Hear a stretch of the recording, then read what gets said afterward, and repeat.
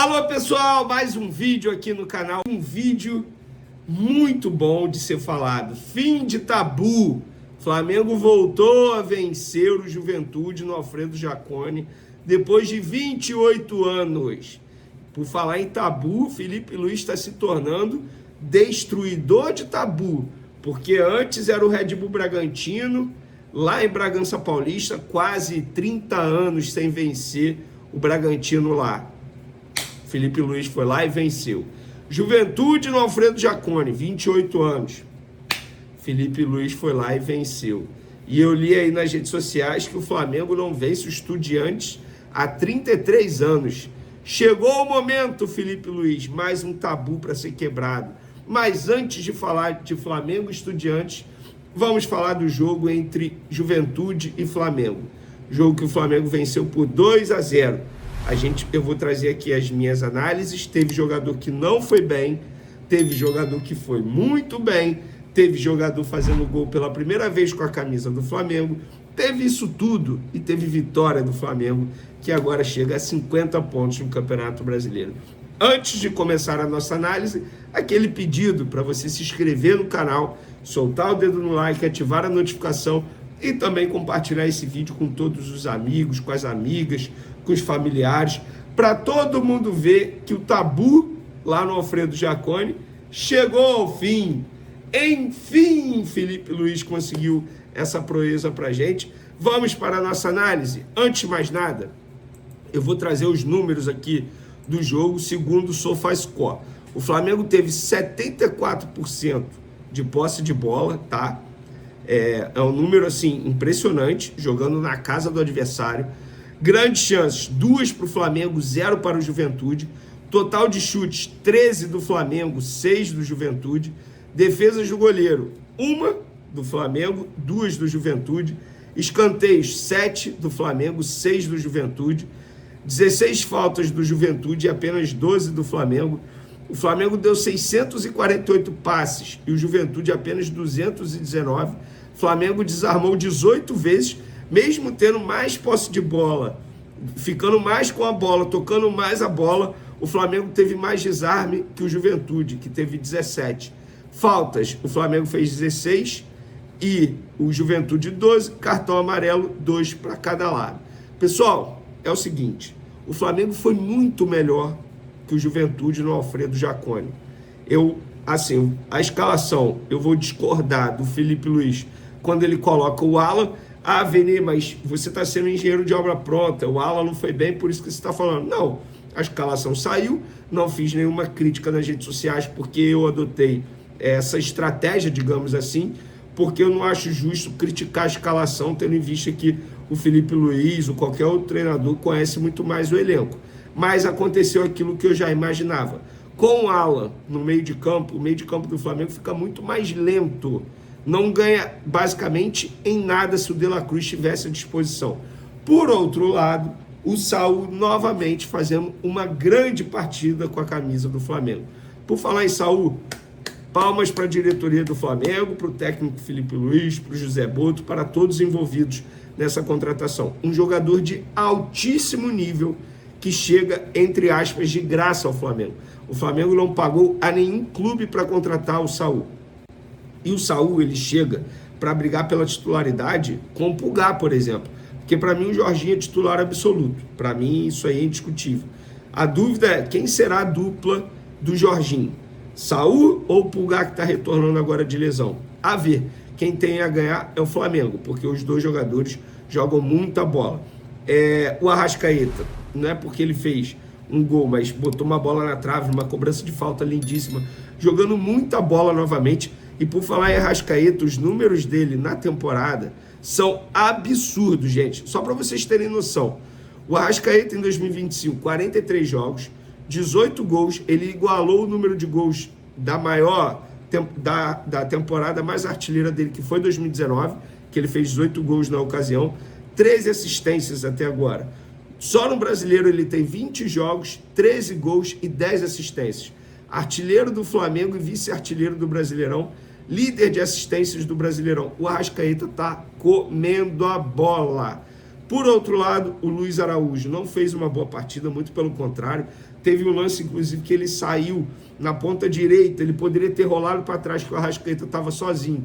Ele preferiu finalizar e finalizou muito mal. Então, eu acho que o Luiz Araújo foi muito mal. O Pedro também, que iniciou a partida, também não fez um bom jogo. Depois o Gonzalo Plata entrou no lugar dele e entrou muito bem, deu mais dinâmica, mais intensidade, mais velocidade. O Samuel Lino também não jogou bem. Inclusive, a minha crítica, entre aspas, ao Felipe Luiz o fato... Foi mal, desculpa, gente. O fato dele ter deixado... porque chegou uma mensagem que eu tive que ler. O fato dele ter deixado o Samuel Lino durante muito tempo no jogo, isso é uma crítica ao Felipe Luiz, mas é uma crítica entre aspas, tá? Porque, enfim, repito, o Felipe Luiz, ele conhece muito mais os jogadores do que eu, mas eu teria tirado o Samuel Lino bem antes e teria colocado o Cebolinha como ele colocou. Então, de uma maneira geral, o Flamengo fez uma grande partida, o setor defensivo muito seguro.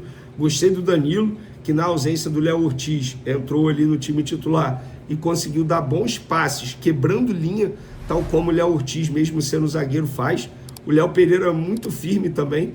E quero destacar também o Emerson Royal. Ele foi o jogador que fez o gol pela primeira vez com a camisa do Flamengo, um jogador que vem enfrentando muitas críticas de muitos torcedores nas redes sociais de uma maneira bem injusta. Tem poucos jogos com a camisa do Flamengo, ainda está se readaptando ao futebol brasileiro. Chegou também fora de ritmo, a forma física não era ideal, inclusive voltando de uma lesão importante no tornozelo. Então a data FIFA proporcionou a ele esse período para ele se aprimorar fisicamente falando, e hoje ele fez uma boa partida.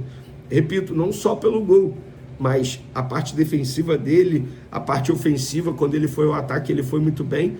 E uma curiosidade, que os 2 gols foram de cabeça, mostrando aí, digamos assim, que o técnico Felipe Luiz, ele trabalha muito bem a equipe. Se não vai pelo chão, vai pelo alto.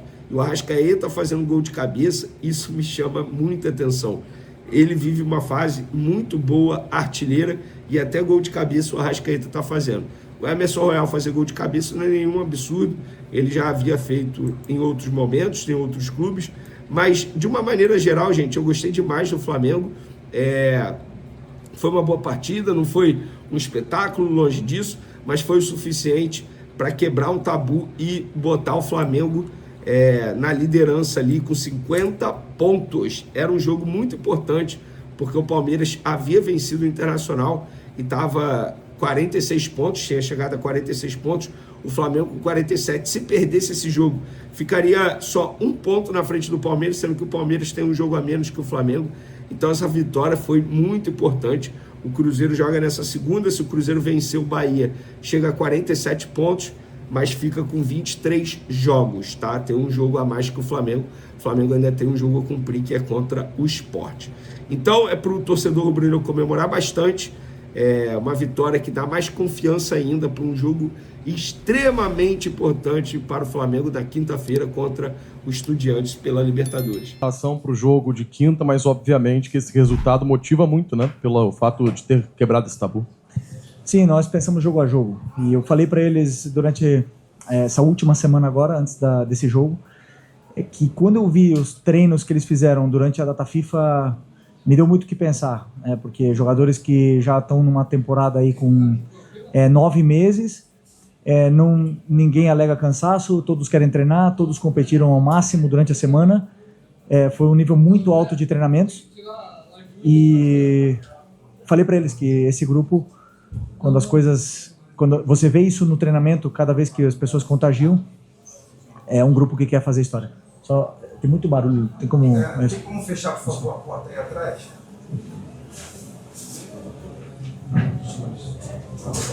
E isso me demonstra que é um grupo que quer fazer história. Então, hoje viemos aqui num campo muito difícil, onde eu particularmente já tive a oportunidade de jogar. Sei da dificuldade que é de vencer aqui dentro, e conseguimos uma grande vitória contra uma equipe muito bem treinada pelo Carpini.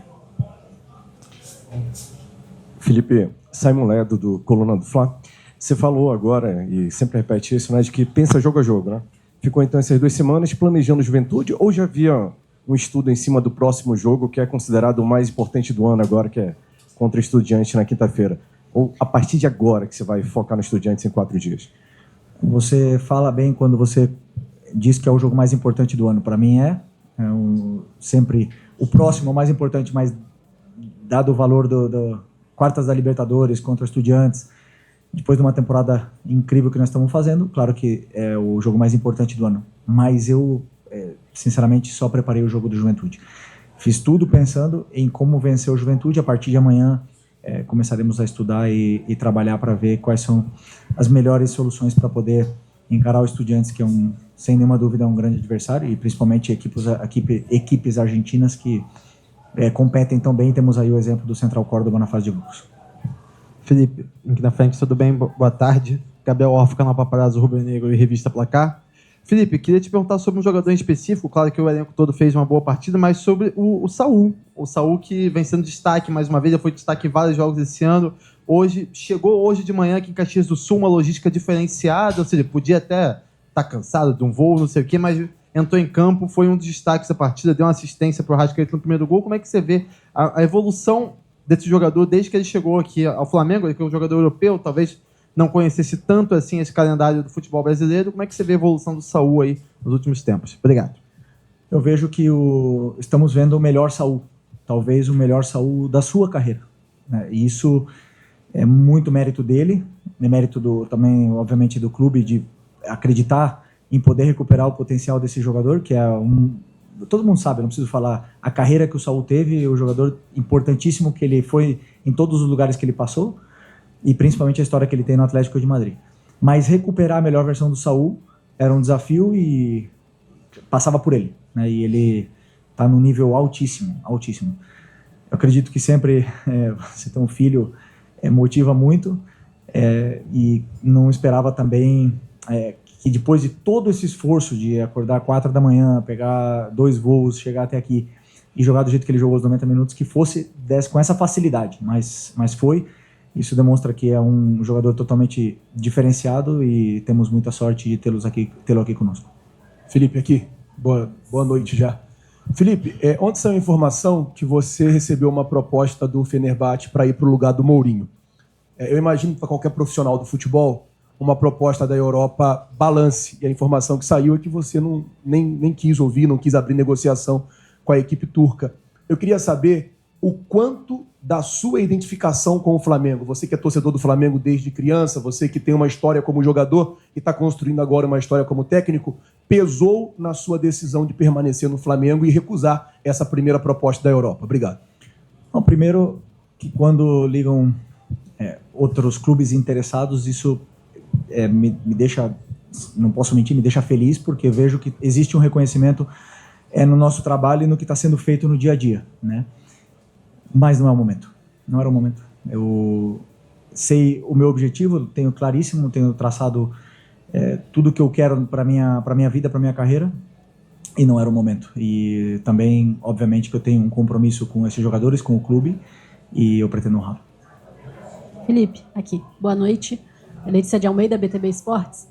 Você hoje tinha alguns desfalques importantes, especificamente vou falar sobre o Jorginho, jogador que desde que chegou assumiu uma importância muito grande no meio-campo do Flamengo, e hoje não estava à disposição. Porém, você tinha outras opções para substituir, e muito se falou sobre a manutenção do De La Cruz no lugar do Jorginho, mas você optou hoje por começar o jogo com o Alan. A que se deve essa escolha? O que você viu? Foi uma opção técnica, uma opção física, uma preocupação para o próximo jogo? Qual foi o seu direcionamento para essa decisão?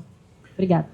Não, primeiro, pelo plano de jogo, pelo que eu acreditava que ia acontecer dentro do campo contra o Juventude, a forma que eles se comportavam nos jogos anteriores, e o que encaixava melhor como característica. E depois também a parte do De La Cruz, um cuidado especial com a sequência de jogos que ele vai ter daqui para frente. Espero sempre ver a melhor versão dele. Sei que ele teve aí 2 semanas para treinar, mas a concorrência entre eles é muito grande. Também vai voltar daqui a um tempo o Eric, vai voltar o Jorginho, e ainda temos uma grande atuação do Alan, temos o Everton Araújo, que sempre que entra é muito confiável. Então isso quem ganha é o treinador, mas a minha opção pelo Alan hoje foi estratégica para o plano de jogo.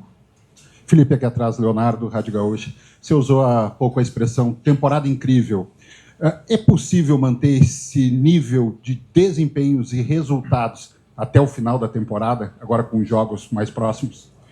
Bom, nosso objetivo é não só manter o desempenho, senão melhorar. Acredito que conforme vai passando o tempo, com as correções, com os vídeos, com os treinamentos e os conceitos novos que vamos implementando na equipe, com o tempo de trabalho, a equipe tende a evoluir. Como a gente já viu uma evolução muito grande do primeiro semestre para o que estamos vendo agora, mesmo com uma mudança muito grande no que foi a espinha dorsal dessa equipe, né? Saíram jogadores aqui muito importantes e os novos aqui estão também tentando entrar o mais rápido possível nesse contexto para poder continuar fazendo a equipe evoluir. Os resultados a gente não controla, mas a forma que a gente joga, sem nenhuma dúvida, sim, e vamos tentar evoluir ainda mais e melhorar a nossa performance. Ô Felipe, já entrando na quinta-feira, o Flamengo ele abre o mata-mata em casa.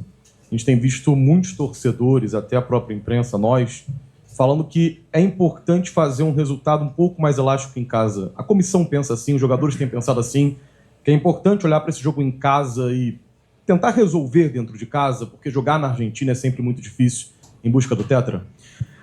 Nenhum jogo se resolve no primeiro jogo, na minha opinião. Por mais elástico que seja o placar, claro que estamos falando de como foi uns anos atrás, aí, goleadas enormes. Não, mas dificilmente vai se resolver um jogo de quartas de Libertadores no primeiro jogo. Em casa ou fora de casa. Sabemos disso, porque nós temos que pensar que são 180 minutos, onde temos que estar na nossa melhor versão. Existem jogadores que jogam e crescem muito na frente da torcida, existem jogadores que jogam melhor e desempenham melhor até fora de casa, então estamos preparados para enfrentar uma eliminatória, né? E sabendo que não podemos cometer erros nesse primeiro jogo para poder, sim, tentar fazer 2 jogos aí perfeitos para poder passar. Felipe, Mauro Santana do canal Mauro Santana, importantíssima vitória em que tivemos mais uma vez uma grande atuação do Saul, mais uma atuação importante do Samuel Lino, que está vindo de jogo na altitude pela seleção brasileira, mas com participação direta de 2 jogadores, também reforços no meio de ano, que ainda não tinham uma alta minutagem e que com certeza havia uma preocupação da comissão técnica de prover estrutura e recursos para que esses 2 jogadores pudessem ser melhor utilizados. Até que ponto também a participação direta desses 2 jogadores, o Carrascal e o Emerson Royal, traz para você essas maiores alternativas, essa quantidade maior de alternativas para a composição da equipe nesse percurso, conforme o colega disse, o Flamengo vai ter uma sequência exaustiva de partidas e jogos decisivos, brigando pelo título na Libertadores e também no Brasileirão. Bom, como eu falei, né, como mudou bastante a nossa espinha dorsal, saíram jogadores importantes, você citou aí o caso do Emerson, mas eu falei com o Emerson, a forma que o Flamengo joga hoje é praticamente idêntica do que a seleção brasileira jogou no primeiro jogo contra o Chile.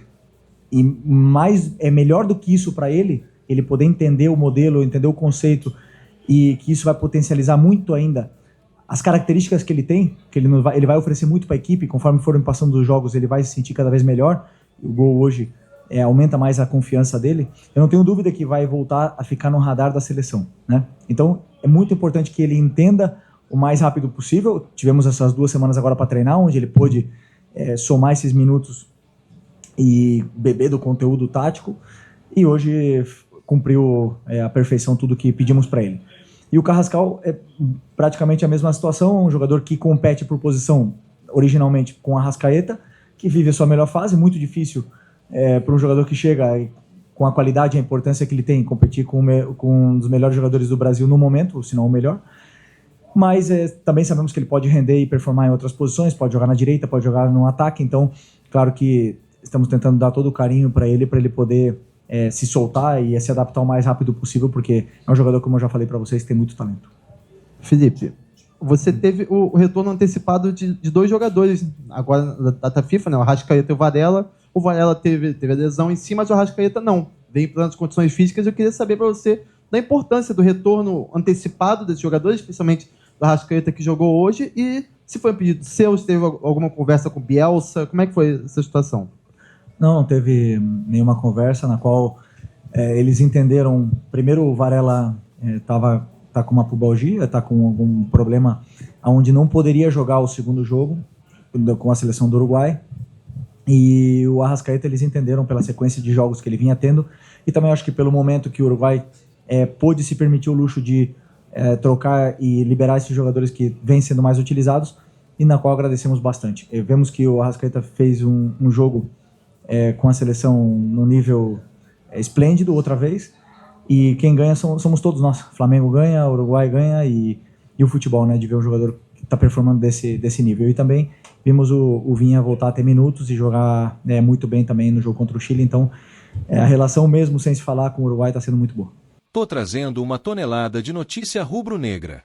O Flamengo segue firme e forte no Campeonato Brasileiro, e depois de vencer o Juventude por 2-0 em Caxias do Sul, o técnico Felipe Luiz concedeu uma coletiva que movimentou a nação.